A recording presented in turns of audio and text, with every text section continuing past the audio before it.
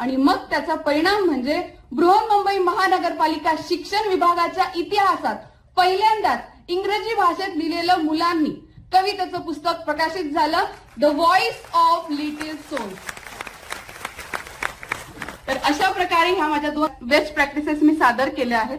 माझ्या योजना, मुलांची मेहनत, पालकांची साथ आणि त्या विधात्याचा आशीर्वाद म्हणूनच या वर्षी 2023-24चा महाराष्ट्र शासनाचा क्रांतीज्योती सावित्रीमाई फुले आदर्श शिक्षिका पुरस्कार आम्हाला मिळाला. होय, आम्हाला, कारण हा पुरस्कार माझ्या एकटीचा नाही.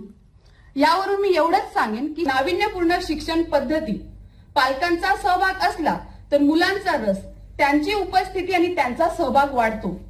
पालकांचा सरकारी शाळांकडे बघण्याचा दृष्टिकोन बदलतो.